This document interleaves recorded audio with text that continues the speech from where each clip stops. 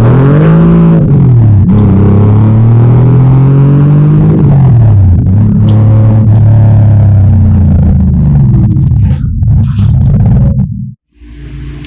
so we got a 2008 Mazda MX-5.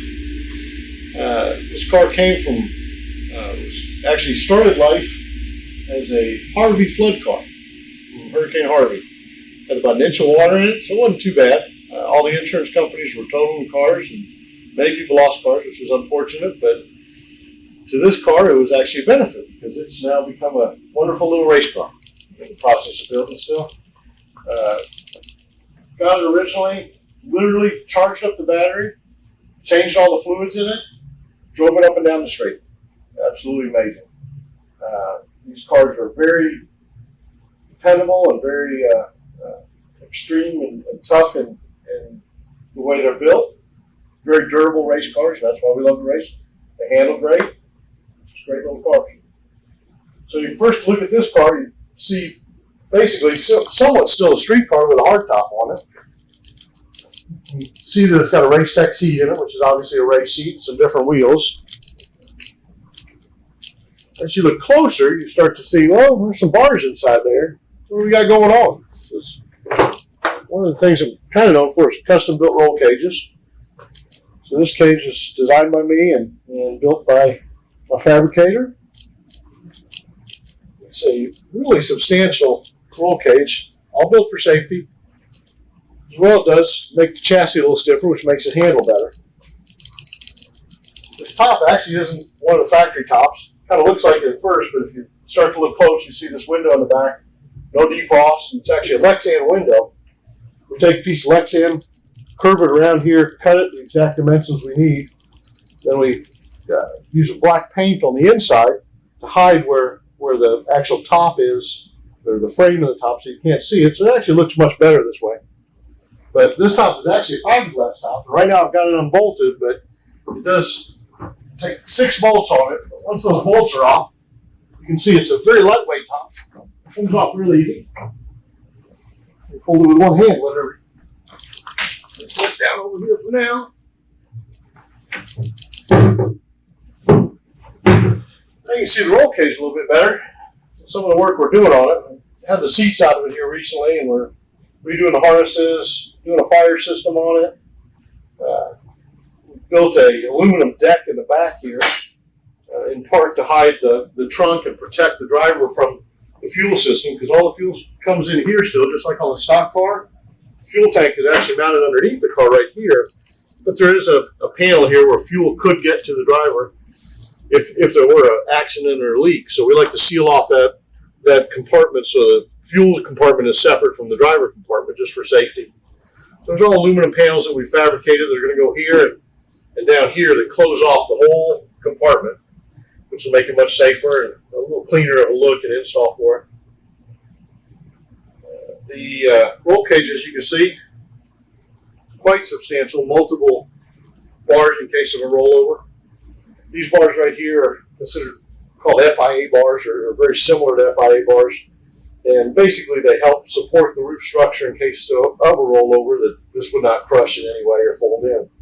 Windshield pillars are somewhat strong for a street car, but for a race car, when you're on track and mixing it up with other race cars that are heavier and faster, sometimes it can be a more dangerous situation, so you want to make sure you're safe for it. In the back here, we've got the aluminum panels that we're going to put back in.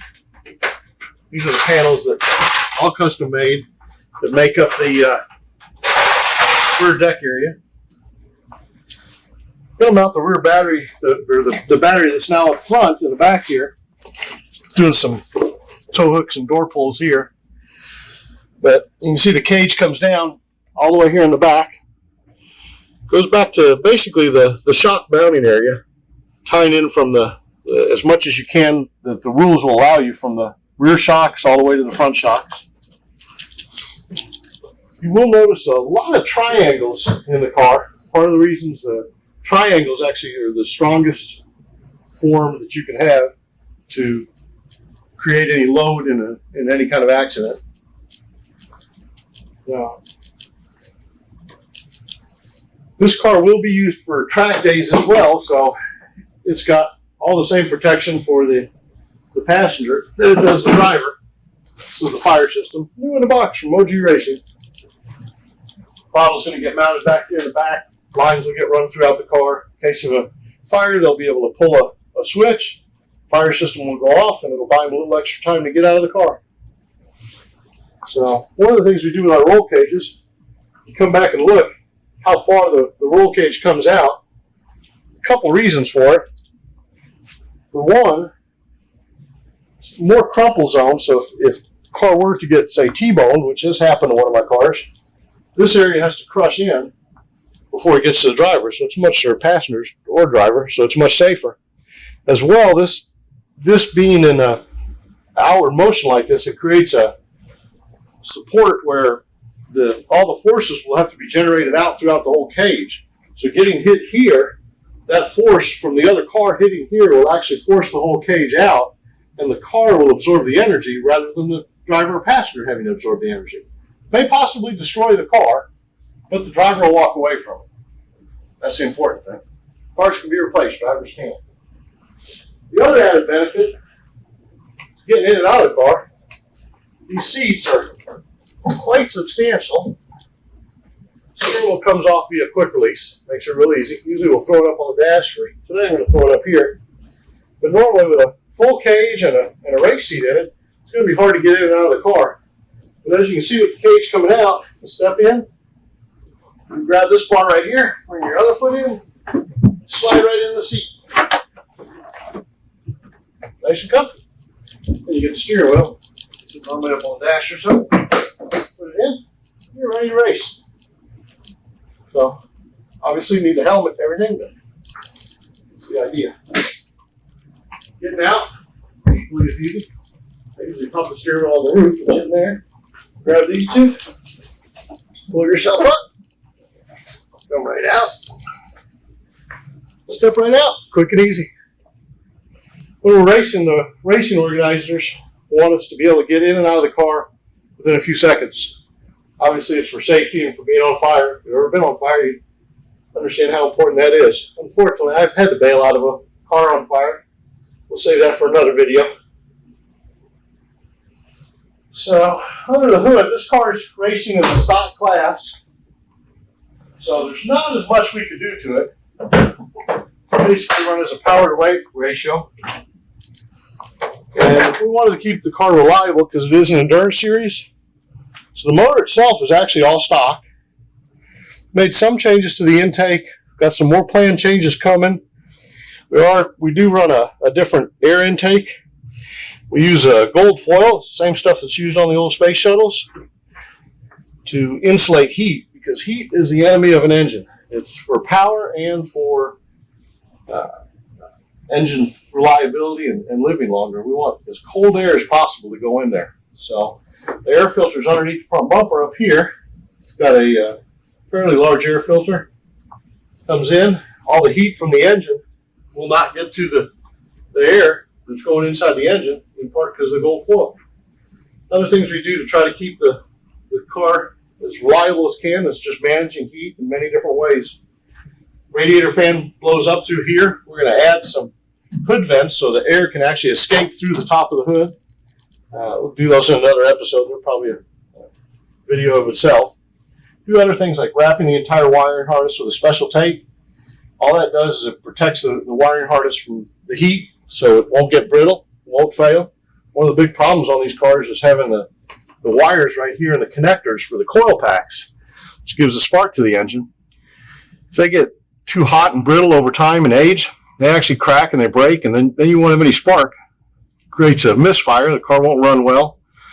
And in the end, you have a car that either doesn't run or runs poorly, and that can really ruin your race. So one of the things we do is go over the whole wiring harness, add different things to it to manage the heat. Same thing on the exhaust. We take off the stock exhaust system. We put on a header. But the headers don't come with heat shields, so we have to either make our own heat shield or buy one. Used a couple different ones over the years. This one's actually one we fabricated up, so it's got a heat shield here and the stock heat shield here. It's actually two heat shields now. All that does is it helps keeps the heat down and underneath the car. So then as you're driving, get blown away and just not in the engine compartment, which is what we want. So we've also got heat shields underneath the car that keep the heat away from the driver, because heat to a driver will force them to get fatigued, which then they start to make mistakes. That's when crashes and other problems happen. So added a oil catch can to it. Goes in line with the PVC system. It's a pretty basic add-on.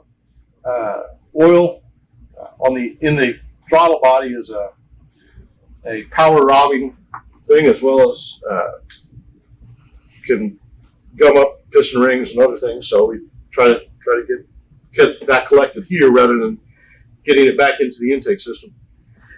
Got MCS double adjustable shocks. The customer in this case decided not to go with three-ways. Three-ways are a little more complex. The MCS shocks, been dealing with them for years, and those guys are great.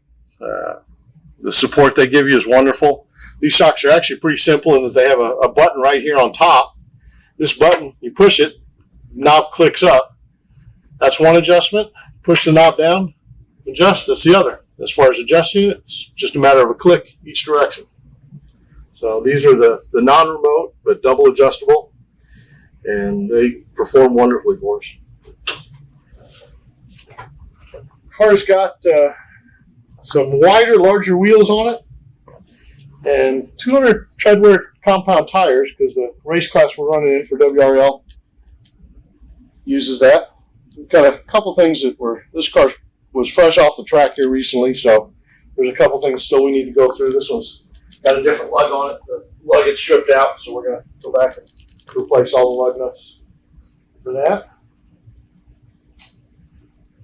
And I believe that's not all I got on this one.